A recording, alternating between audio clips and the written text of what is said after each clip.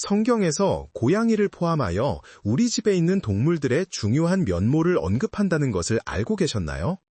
많은 사람들이 고양이를 단순한 애완동물로 여기지만 성경은 창조된 모든 것에는 신성한 목적이 있다고 가르칩니다. 잠언 12장 10절에는 의인은 자기 가축의 생명을 돌보나 악인의 마음은 잔인하느니라 라는 말씀이 있습니다. 이 말씀은 우리가 동물을 대하는 방식이 하나님과 그분의 자비에 대한 우리의 관계를 반영한다는 것을 보여줍니다. 오늘은 집에서 고양이를 키우는 사람들의 운명에 대해 성경이 무엇을 알려주는지, 그리고 그 뒤에 숨겨진 영적인 교훈은 무엇인지 살펴보겠습니다. 하나님께서 이 작은 집사들을 돌보는 사람들에게 어떤 축복을 예비하셨는지 알아볼 준비가 되셨나요? 집에서 고양이를 키우는 것처럼 평범한 일이 더 깊은 영적인 의미를 가질 수 있을지 생각해 본 적이 있나요? 때때로 우리는 삶 속의 특정 요소들의 존재를 당연하게 여기면서 어떤 일도 우연히 일어나지 않는다는 사실을 잠시도 생각하지 않습니다. 성경은 창조된 모든 것이 신성한 계획 안에서 목적을 이루고 있으며 여기에는 우리와 함께 사는 동물들도 포함된다고 가르칩니다. 창세기 1장 25절은 하나님이 모든 동물을 그 종류대로 만드셨고 하나님이 보시기에 좋았다고 말씀합니다. 이 말씀은 하나님의 설계의 완벽함을 강조할 뿐만 아니라 각 생물이 특정한 목적을 가지고 창조되었음을 일깨워줍니다. 신비로움과 우리 집안의 끊임없는 존재감을 지닌 고양이는 우리가 상상하는 것보다 훨씬 더 중요한 역할을 수행하고 있을지도 모릅니다. 역사를 통틀어 동물은 하나님의 계획에서 근본적인 부분을 차지해왔습니다. 모든 종의 생명을 보존했던 노아의 방주부터 영적인 교훈을 전하기 위해 동물을 언급하신 예수님의 가르침에 이르기까지 우리는 이러한 생물들의 가치를 강조하는 구절들을 끊임없이 발견합니다. 욥기에서 하나님은 이 고통받는 사람에게 누가 새에게 지혜를 주었으며 닭에게 총명을 주었느냐? 욥기 38장 36라고 물으십니다. 이 수사적인 질문은 근본적인 진리를 드러냅니다.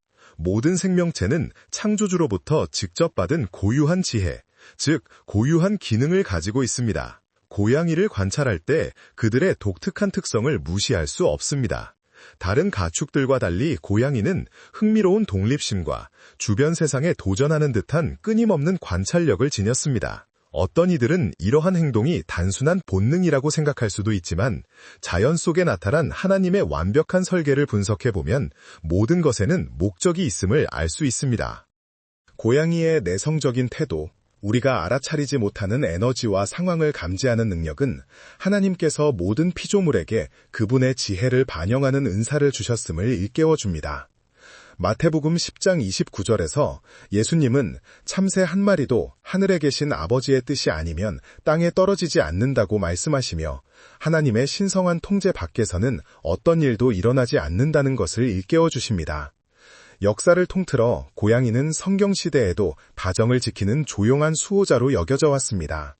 다른 동물들처럼 직접적으로 언급되는 빈도는 낮지만 성경 속 이야기가 많이 등장하는 지역에는 고양이가 존재했습니다. 고대 문화권에서는 고양이가 해충으로부터 곡물을 보호하고 작물 손실을 막는 능력으로 소중하게 여겨졌다고 알려져 있습니다. 이는 그들을 생존에 없어서는 안 될 동맹으로 만들었을 뿐만 아니라 가족 안에서 특별한 자리를 차지하게 했습니다.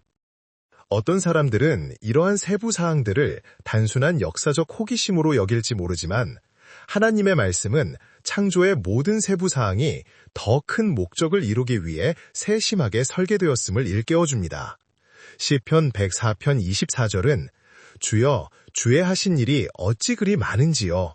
주께서 지혜로 저희를 다 지으셨나이다 라고 말합니다. 땅은 당신의 창조물로 가득합니다. 이 진술은 우주의 어떤 것도 우연히 창조되지 않았음을 강조합니다.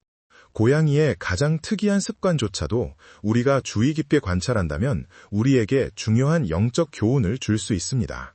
많은 고양이 주인들은 이 동물들이 육감, 즉 위험한 상황을 감지하거나 심지어 어려운 시기를 겪는 사람들을 위로하는 특별한 능력을 가지고 있는 것 같다고 주장합니다. 어떤 기록들은 고양이가 아프거나 우울한 사람들에게 다가와 마치 우리의 이해를 넘어서는 동반자 역할을 하는 것처럼 조용히 옆에 앉아있는 모습을 언급합니다. 성경에서 하나님께서 여러 차례 동물을 당신의 계획의 도구로 사용하셨다는 것을 기억합시다. 예를 들어 민수기 22장 28절에서 하나님께서 나귀에게 말을 하게 하셔서 선지자 발람에게 다가올 위험을 경고하신 것을 볼 수 있습니다. 이 기록은 하나님께서 어떤 피조물이든 사용하여 당신의 뜻을 이루실 수 있음을 보여줍니다.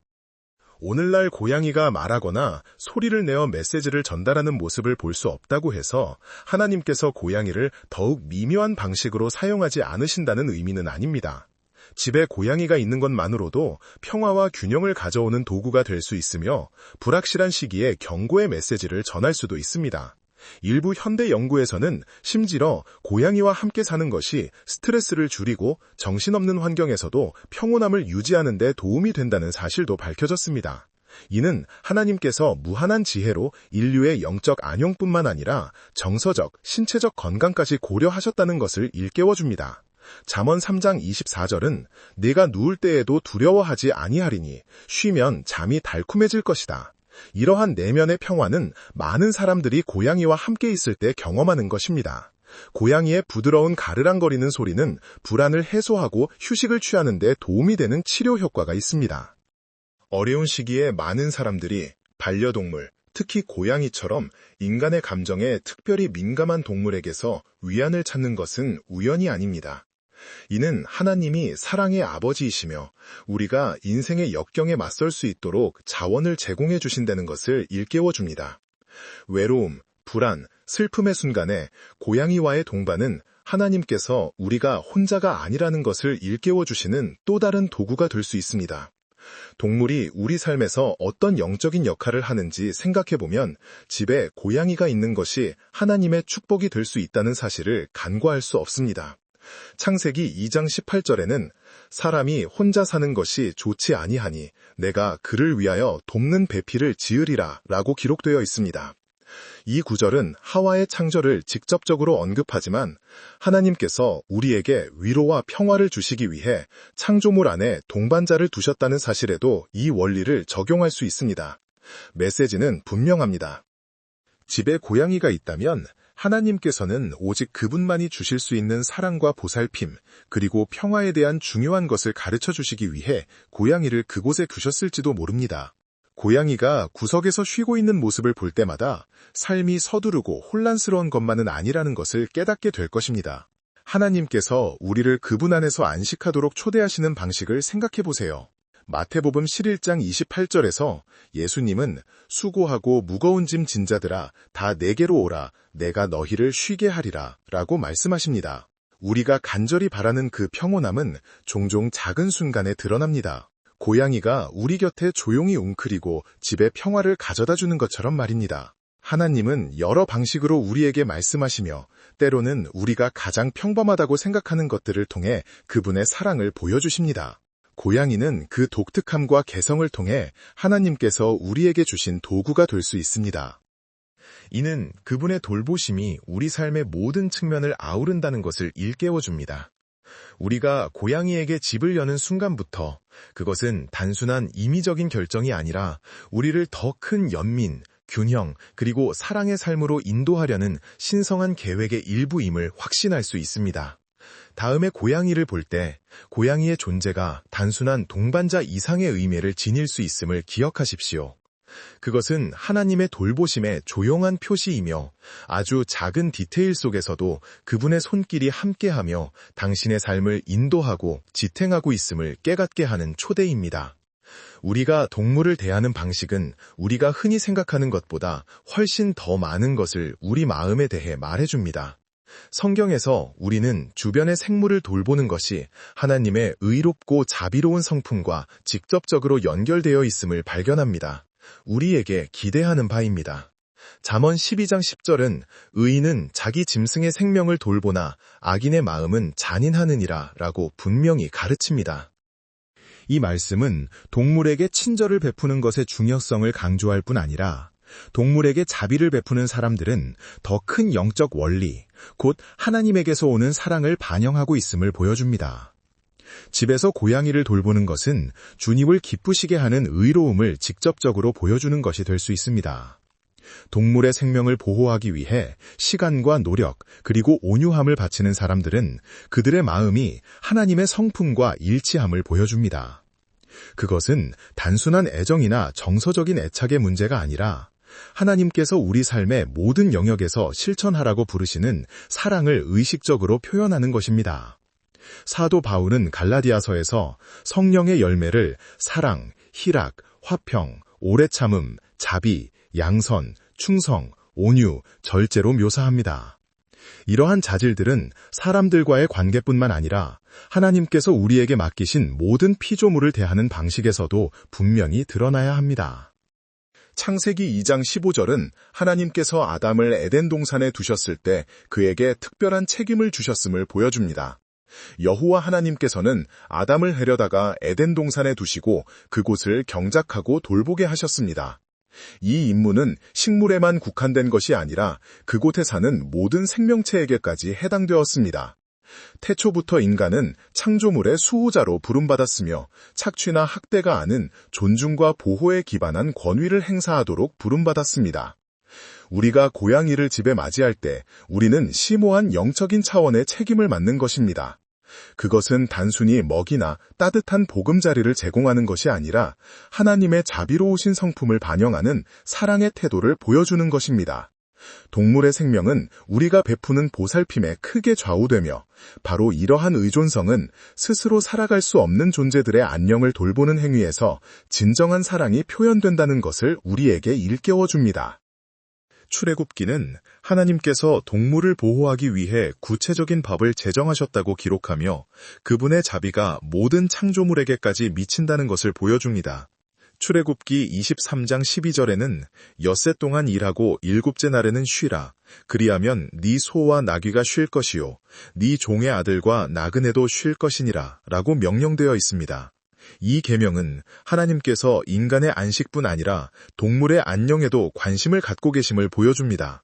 이러한 돌봄은 선택사항이 아니라 하나님의 창조에 대한 존중에서 비롯되는 진정한 순종의 일부입니다.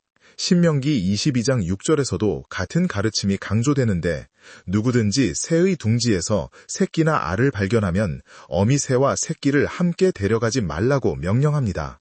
이 명령은 겉보기에는 단순해 보이지만 심오한 원칙을 담고 있습니다.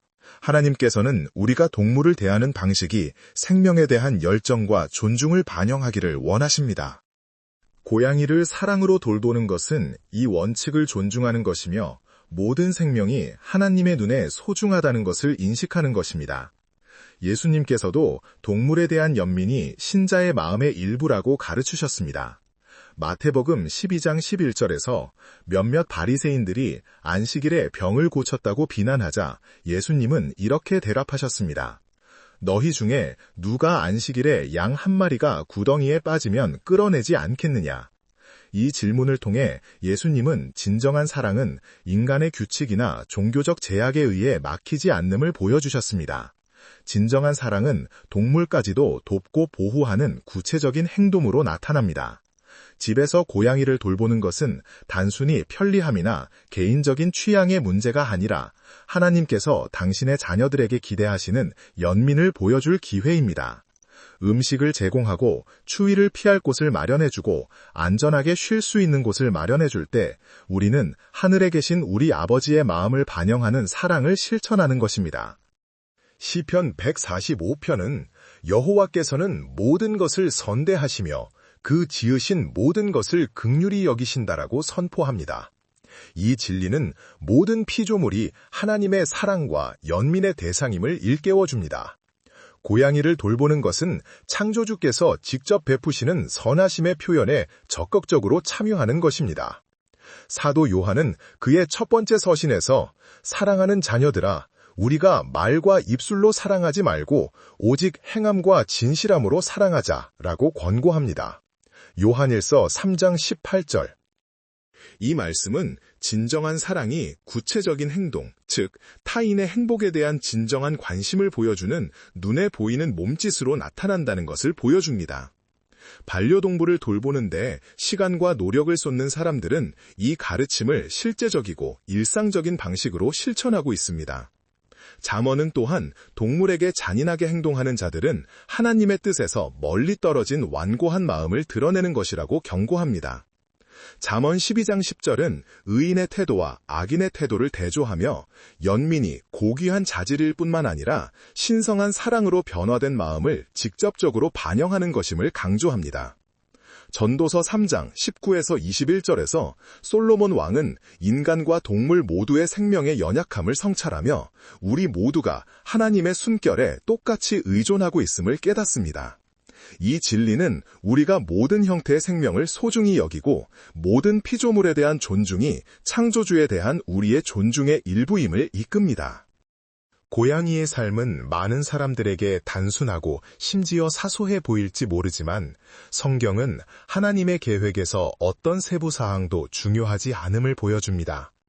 모든 피조물은 그분이 세우신 완벽한 균형의 일부입니다.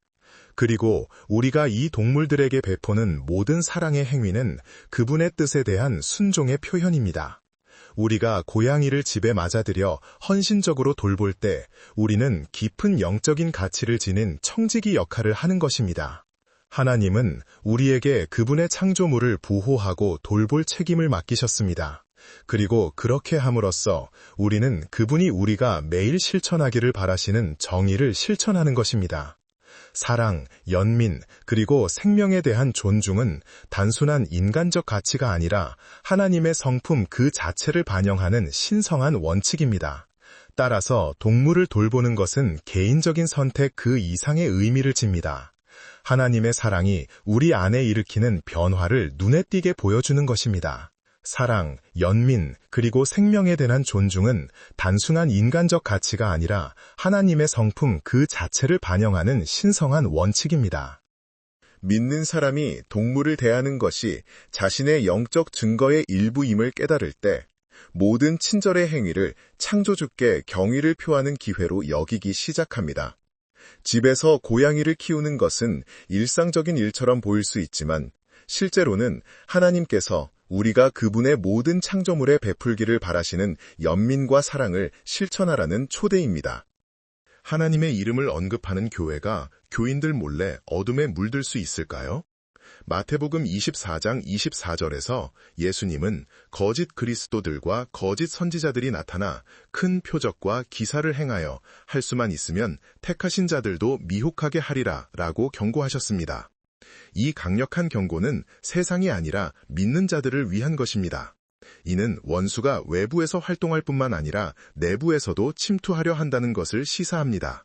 오늘 우리는 이러한 침투가 회중 내부의 은밀한 행위를 통해 어떻게 나타날 수 있는지 살펴보겠습니다. 교회에서 활동하는 주술의 12가지 분명하고도 놀라운 징조들을 알아차리도록 도와드리겠습니다.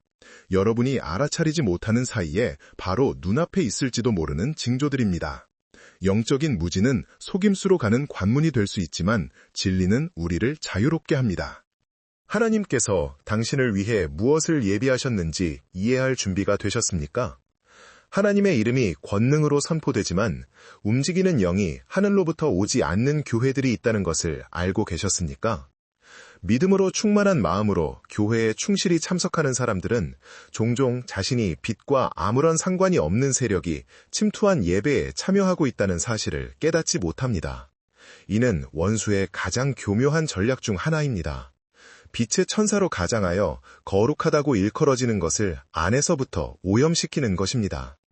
고린도후서 11장 14절에서 사도 바울은 분명히 경고합니다. 이는 이상한 일이 아니니 사탄도 자기를 빛의 천사로 가장하느니라. 이러한 왜곡이 드러나기 시작할 때 그것은 스캔들이나 노골적인 방식으로 나타나지 않습니다. 오각형이나 검은 양초는 없습니다. 영적인 것으로 보이는 몸짓, 성경적인 말, 경건해 보이지만 본질적으로는 위장된 의식인 행위들이 있습니다. 오늘은 이러한 관행들이 어떻게 여러분의 교회에서 여러분의 지식 없이 존재할 수 있는지, 그리고 하나님의 영이 어떻게 그것들을 분별할 수 있도록 우리에게 분별력을 주시는지 살펴보겠습니다. 이스라엘 백성의 초창기부터 하나님께서는 예배에서 순결을 유지해야 할 필요성에 대해 그분의 백성에게 경고하셨습니다. 신명기 18장 1절은 너희 중에 자기 아들이나 딸을 불에 제사하는 자, 복수를 행하는 자, 요술을 행하는 자, 요술을 부리는 자, 주문을 외는 자가 있어서는 안 된다. 이런 일을 하는 자는 여호와께 가증하니라 라고 분명히 말씀합니다. 비록 수세기 전에 기록되었지만 이 구절은 여전히 시급한 시급성을 시사합니다. 한때 이교재단에서 행해지던 관습이 이제는 아름다운 이름이지만 어두운 뿌리를 가진 일부 현대 교회 안에서 변장하고 있습니다. 종종 종교적 행위라는 가면 아래 이러한 관습들은 고대 주술 의식과 직접적으로 연관되어 있습니다. 성경적 의미가 없는 물건에 기름을 바르거나 만트라와 같은 반복적인 문구를 사용하거나 심지어 신자들에게 영적인 힘을 불어넣어 준다고 약속하는 관습조차도 복음의 진리와는 매우 동떨어져 있을 수 있습니다. 한 여성은 자신의 회중이 특별한 기름 부음을 받으려면 신도들이 번영을 선언하는 낭송을 하면서 성전 주위를 7바퀴 돌아야 한다고 가르치기 시작했다고 이야기했습니다. 이 의식은 여리고 성벽의 붕괴를 상징하는 행위로 여겨졌습니다. 하지만 그들에게 알려지지 않은 것은 이 의식에는 기도도, 성령의 인도도, 거룩한 목적도 없다는 사실이었습니다. 그것은 성경적 행위를 기계적으로 베껴 쓴 것에 불과했고 물질적인 축복을 끌어들이기 위한 공허한 공식으로 전락했습니다. 그날 그녀의 마음속 어딘가가 불안했습니다. 집에 돌아온 그녀는 성경을 펴고 예레미야 79장 10절을 읽었습니다. 너희는 내 이름으로 일컬음을 받는 이 집에 와서 내 앞에 서서 우리가 이 모든 가증한 일을 행할 자유가 있나이다 하고 말할지니라. 그 단어가 그녀를 덮쳤습니다. 그녀는 그것이 단순히 무해한 행위가 아니라 신의 은총이 없는 행위, 순종 없이 힘을 끌어들이려는 의식임을 깨달았습니다. 많은 사람들이 믿는 것과는 달리 마법은 항상 기괴한 행위로 드러나는 것은 아닙니다. 마법의 가장 강력한 전략은 위장입니다. 많은 교회에서 성경적 근거가 없는 예언적 물건들이 사용되기 시작했습니다. 색깔 있는 천, 축성된 것으로 추정되는 돌, 심지어 영적 지도자들의 축복을 받은 팔찌와 목걸이처럼 말입니다. 이교 전통을 모방하는 이러한 관습들은 예배에 서서히 도입되어 결국 전례의 정상적인 부분이 되었습니다. 가장 위험한 것은 권위를 가진 것처럼 보이는 사람들의 지지를 받기 때문에 많은 사람들이 이러한 관습에 의문을 제기하지 않는다는 것입니다. 하지만 진정한 힘은 물건에 있는 것이 아니라 성령의 임재에 있습니다. 사도행전 8장은 우리에게 분명한 예를 보여줍니다. 이전에 마술을 행하던 시몬이 사도들의 기적을 보고 성령의 은사를 사고자 했을 때 베드로는 단호하게 말했습니다. 네가 성령의 은사를 살 수 있다고 생각했으니 네 은과 네가 함께 망할지어다. 하나님의 은사는 돈으로 살 수 없느니라. 사도행전 8장 20절은 하나님의 능력은 조작되거나 모방될 수 없음을 보여줍니다. 예수님은 부적을 필요로 하지 않으셨고 마법의 상징을 사용하지 않으셨으며 마치 주문처럼 구절을 반복하지 않으셨습니다. 그분의 권위는 아버지와의 교제와 순수한 마음에서 비롯되었습니다. 그러나 오늘날 많은 교회에서는 치유의 손수건, 번식을 위한 씨앗, 성수와 같은 물건들이 기적을 약속하며 팔리고 있습니다. 이러한 물건들은 현대판 우상이 되어 신자들을 진정한 능력의 원천이신 예수 그리스도에게서 멀어지게 합니다. 출애굽기 20장 5절에서 하나님은 이 문제에 대한 자신의 입장을 분명히 밝히십니다. 너는 위로 하늘에 있는 것이나 아래로 땅에 있는 것이나 땅 아래 물속에 있는 것에 어떤 형상도 만들지 말며 그것들에게 절하지 말며 그것들을 섬기지 말라. 이러한 물건들을 사용하는 것은 단순한 종교적 마케팅 전략이 아닙니다. 이는 복음을 왜곡하여 영적 조종의 문을 여는 것입니다. 일부 이단에서 신자들이 특정 문구를 마치 공식처럼 반복하도록 지시받는 것은 우연이 아닙니다. 마법과 같습니다. 선포하다, 명령하다, 활성화하다와 같은 단어들은 문맥에서 벗어나 신의 뜻 없이 영적 명령으로 사용되었습니다. 진실한 기도 대신 반복을 통해 현실을 통제하려는 종교적 주문과 같은 것이 장려되고 있습니다. 예수님은 마태복음 6장 7절에서 이러한 관행에 대해 경고하셨습니다. 기도할 때에 이방인과 같이 중언부언하지 말라. 그들은 말을 많이 하여야 들으실 줄 생각하느니라. 이 지시는 이교도들에게 한 것이 아니라 하나님께 가까이 나아가고자 하는 사람들에게 한 것입니다. 주님은 우리에게 공허한 공식이 아니라 상한 마음으로 그분께 말씀드리라고 부르십니다.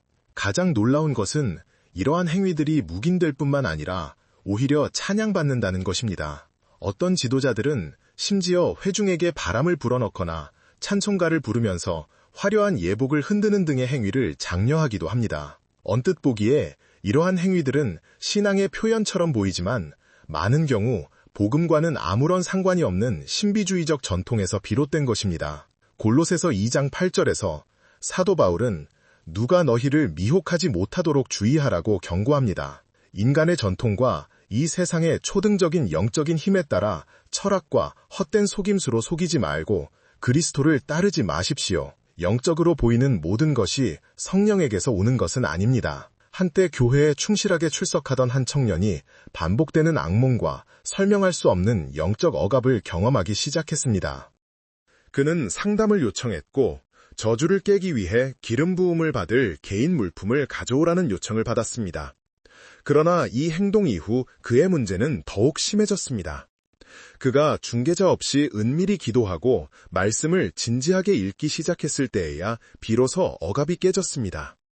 그는 자신에게 필요한 것은 마법의 공식이 아니라 자신의 삶 속에 예수님의 진정한 임재임을 깨달았습니다.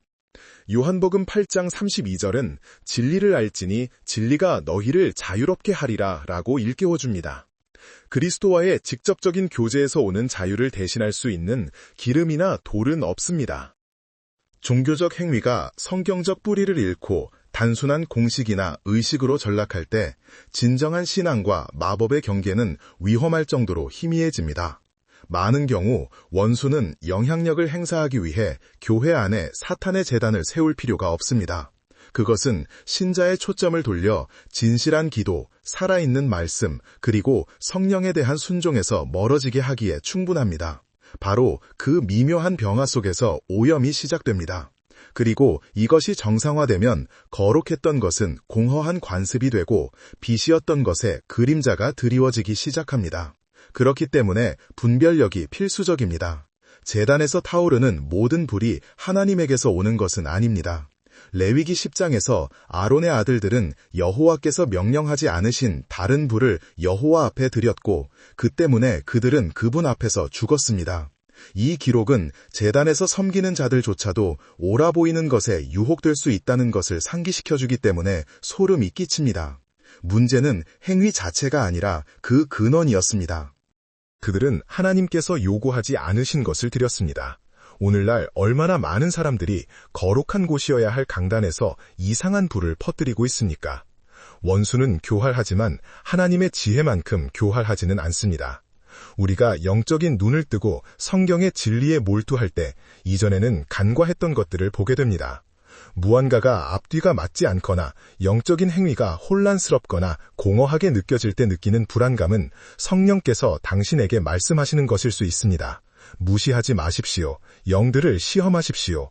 모든 것을 말씀의 빛으로 살펴보십시오. 요한일서 4장 1절은 우리에게 이렇게 권고합니다.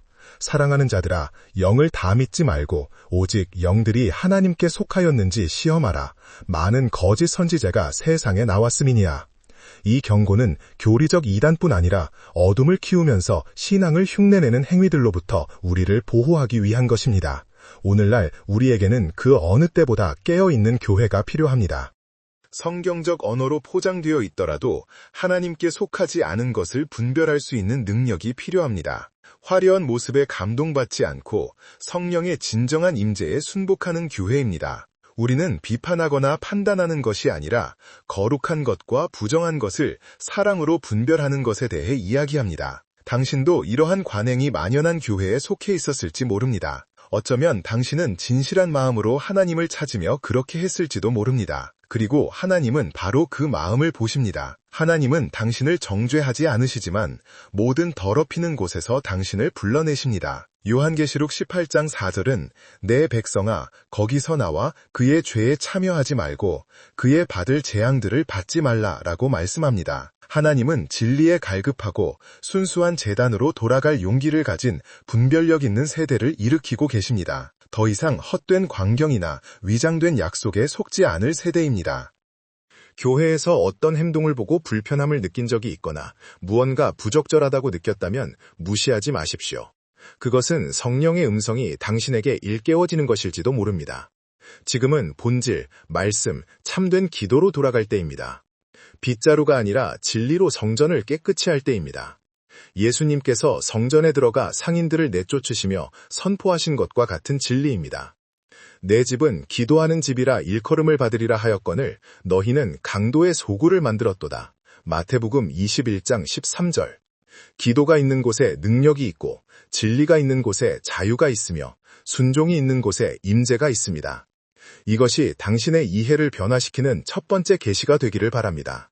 영적으로 보이는 모든 것이 하나님에게서 온 것은 아니지만 하나님에게서 오는 모든 것은 생명과 평화, 겸손, 그리고 자유를 낳습니다. 만약 당신이 경험하는 것이 그것을 반영하지 않는다면 아마도 첫 번째 표적을 목격하고 있는 것입니다. 그리고 지금이 행동할 때입니다. 지도자가 회중 안에서 성령의 자리를 차지하기 시작하면 비록 내뱉는 말이 옳은 것처럼 보일지라도 영적인 분위기가 변합니다. 한때 하나님의 인도하심이었던 것이 감정적인 조종으로 변합니다. 한때 하늘의 인도였던 것이 창조주가 아닌 인간에게 맹목적으로 복종하는 것으로 변합니다.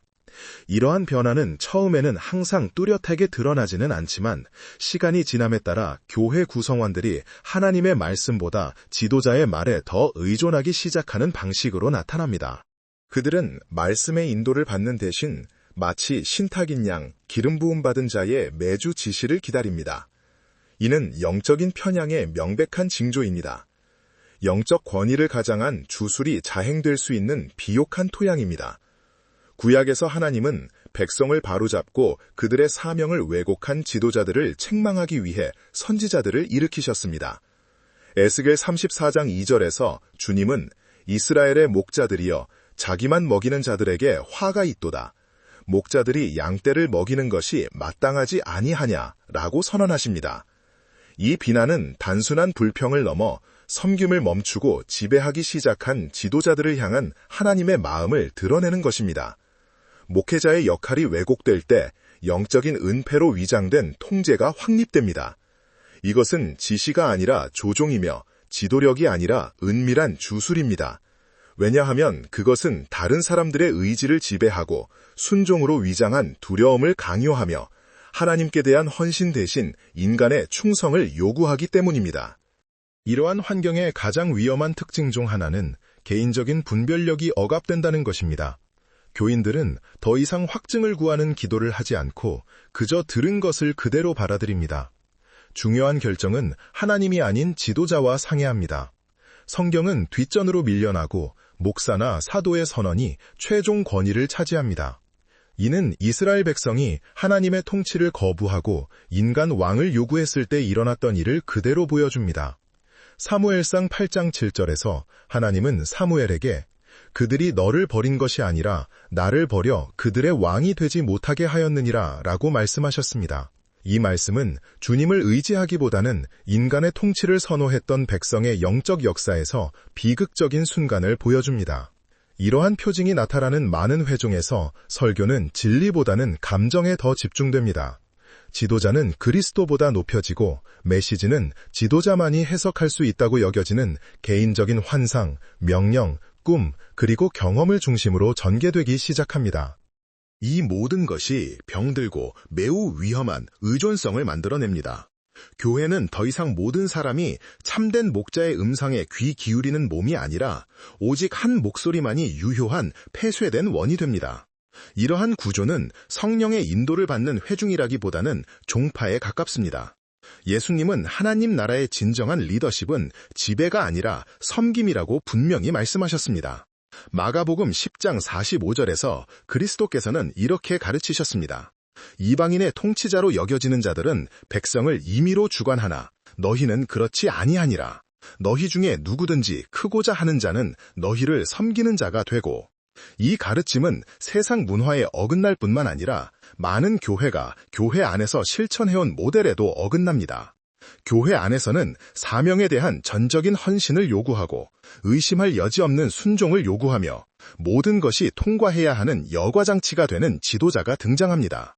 이것은 그리스도의 모델이 아닙니다. 이것은 교회에 침투하여 종교적 언어로 장식된 세상의 모델입니다. 지도자가 자신의 말을 의심할 여지 없이 내세우고 엄하게 책망하면서도 스스로는 책망받지 않고 모든 일의 중심이 될 때 우리는 더럽혀진 재단에 직면하게 됩니다. 찬송은 계속되고 집회는 늘어나고 하나님의 이름이 언급되지만 성령은 더 이상 거기에 계시지 않습니다. 성령은 그 누구에게도 영광을 나누지 않으십니다. 이사야 42장 8절은 이를 분명히 밝힙니다. 나는 여호와니 이것이 내 이름이니라. 나는 내 영광을 다른 자에게 내 찬송을 우상에게 주지 아니하리라. 아무리 기름 부음 받은 자라 하더라도 하나님의 자리를 차지하기 시작하면 그는 더럽혀진 영역에 들어간 것입니다. 이러한 유형의 영적 조종을 드러내는 또 다른 징조는 두려움을 통제 도구로 사용하는 것입니다. 교회를 떠나는 자는 저주를 받고 지도자의 비전에 순종하지 않는 자는 하나님께 반역하는 것이며 사역의 결정에 의문을 제기하는 것은 성령을 거스르는 죄와 같다고 가르칩니다. 이러한 가르침은 제자를 만드는 것이 아니라 노예를 만듭니다. 그리고 노예 제도가 있는 곳에는 하나님의 영이 없습니다. 고린도후서 3장 17절은 주는 영이시니 주의 영이 계신 곳에는 자유함이 있느니라 라고 일깨워줍니다. 그 자유를 없애고 위협으로 대체하는 회중은 다른 영으로 움직이는 것입니다.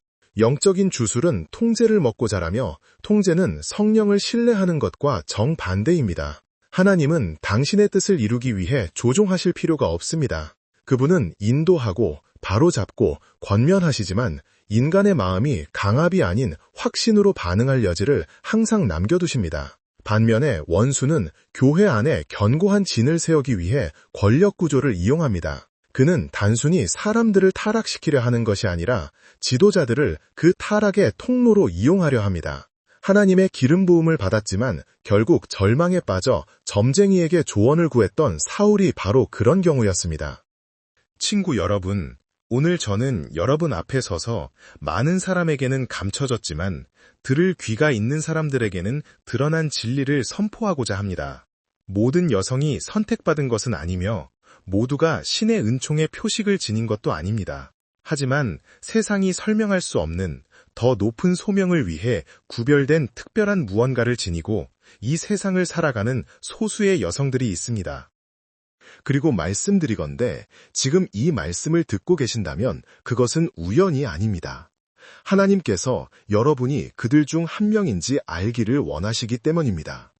선택받은 여성들만이 지닌 7가지 숨겨진 표식, 평범한 것과 특별한 것, 잊힌 것과 기억된 것을 구분하는 7가지 표식이 있습니다. 만약 여러분이 이러한 표식을 지닌다면 여러분은 그저 삶을 살아가는 평범한 사람이 아닙니다. 여러분은 신의 계획의 일부이며 자신보다 더 위대한 무언가를 위해 선택된 도구입니다. 잘 들으십시오. 이 말씀을 다 읽고 나면 여러분이 그들 중 한 명인지 의심할 여지 없이 알게 될 것입니다. 그리고 만약 그렇다면 친구여, 여러분의 삶은 결코 예전과 같지 않을 것입니다. 마가복음 1장, 평범함을 초월하는 소명. 그녀는 더 높고 의미 있는 무언가에 이끌림을 느낍니다. 그녀는 삶의 덧없는 쾌락에 안주하지 않습니다. 자신이 더 큰 목적을 위해 창조되었음을 깊이 알고 있기 때문입니다. 마가복음 2장, 내면의 강인함의 인장. 폭풍이 닥치고 시련이 닥쳐도 택함받은 여인은 굳건히 서 있습니다. 그녀는 압박에 무너지지 않고 오히려 그 속에서 더욱 강해집니다. 그녀의 힘은 그녀 자신의 것이 아니라 그녀를 부르신 분께서 주신 것입니다. 마가복음 3장, 불타는 마음. 그녀 안에는 꺼지지 않는 열정이 타오릅니다. 그것은 물질적인 것 또는 공허한 인정을 위한 것이 아니라 진리와 정의 그리고 의로움을 위한 것입니다. 그녀는 주변의 어둠을 밝히는 불을 지니고 있습니다. 마가복음 4장, 흔들리지 않는 믿음. 그녀는 의심할 때에도 믿습니다. 두려움이 그녀의 마음을 사로잡으려 할 때에도 그녀는 믿음 안에 굳건히 서 있습니다. 그녀는 눈에 보이는 것이 아니라 하나님께서 약속하신 것을 믿습니다. 이 믿음은 산을 옮기고 문을 열고 아무것도 없던 곳에 기적을 가져옵니다. 마가복음 5장 지혜와 분별력의 영. 그녀는 거짓말이나 환상에 속지 않습니다. 다른 사람들이 속을 때 진실을 봅니다. 그녀는 지혜롭게 걸으며 세상의 의견이 아닌 하나님의 이해에 따라 결정을 내립니다. 마가복음 6장, 변화시키는 사랑. 그녀의 사랑은 다릅니다. 그것은 단순한 친절이나 예의가 아니라 사람들을 변화시키는 사랑입니다. 그것은 상한 마음을 치유하고 지친 사람을 일으켜 세우며 가장 어두운 곳에 빛을 가져다 줍니다. 마가복음 7장 펼쳐지는 운명. 그녀는 세상이 말하는 성공을 좇지 않습니다. 전능하신 하나님께서 자신을 위해 마련해 주신 길을 따릅니다. 그녀는 자신의 발걸음이 정해져 있고 자신의 운명이 이루어지고 있으며 지옥의 어떤 세력도 하나님께서 자신을 위해 계획하신 것을 막을 수 없다는 것을 압니다. 마가복음 6장 변화시키는 사랑. 그녀의 사랑은 다릅니다. 그것은 단순한 친절이나 예의가 아니라 사람들을 변화시키는 사랑입니다. 그것은 상한 마음을 치유하고 지친 자를 일으켜 세우며 가장 어두운 곳에 빛을 가져다 줍니다. 마가복음 7장 펼쳐지는 운명. 그녀는 세상이 말하는 성공을 쫓지 않습니다. 전능하신 하나님께서 자신을 위해 마련해 주신 길을 따릅니다. 그녀는 자신의 발걸음이 정해져 있고 자신의 운명이 이루어지고 있으며 지옥의 어떤 힘도 하나님께서 자신을 위해 계획하신 것을 막을 수 없다는 것을 압니다. 사랑하는 자매 여러분, 만약 자신 안에 이러한 흔적들이 보인다면 잘 들으십시오. 당신은 선택되었고 구별되었으며 이러한 때를 위해 부름받았습니다. 세상은 당신을 이해하지 못할 수도 있고 사람들은 당신을 의심할 수도 있지만 당신은 결코 세상에 어울리도록 창조되지 않았습니다. 당신은 돋보이도록 창조되었습니다. 이러한 흔적들 안에서 살아간다면 아무것도 단 하나도 하나님께서 당신의 삶에 부여하신 목적을 막을 수 없습니다. 그러니 선택받은 여인이여, 일어나 당신의 부르심 안에서 행하십시오. 세상은 당신을 기다리고 있습니다. 선택받은 여성에게는 뭔가 특별한 것이 있습니다. 그녀는 세상의 평범한 리듬에 속하지 않는다는 것을 조용히 깨달으며 걸어갑니다. 때로는 미묘하게, 때로는 압도적으로 그 사실을 느끼지만 그녀는 항상 자신의 삶에 더 위대한